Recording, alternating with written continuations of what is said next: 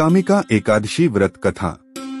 एका गावामध्ये एक वीर क्षात्रित राहत होता। एका देवाशी काही कारणामुळे त्याचे एका ब्राह्मणासोबत भांडण झाले आणि त्यामध्ये त्या ब्राह्मणाचा मृत्यू झाला।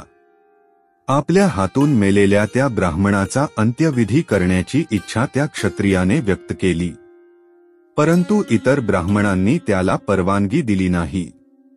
ब्राह्मणांनी त्याला तू ब्रह्महत्येचा दोषी आहेस असे सांगितले। पहिले तू या पापाचे प्रायश्चित घे आणि पापातून मुक्त झाल्यानंतर आम्ही तुझ्या घरी भोजन करू। यावर त्या क्षत्रियाने या पापातून मुक्त होण्याचा उपाय विचारला।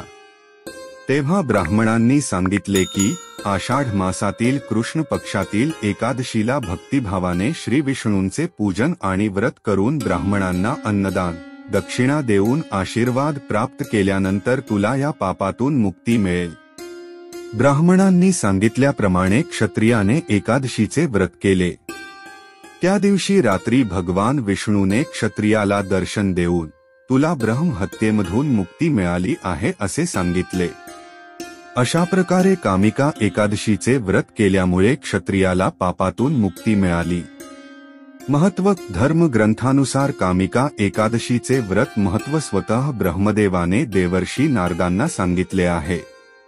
त्यानुसार कामिका एकादशीचे व्रत केल्याने व्यक्तीला मनुष्य योनी प्राप्त होते।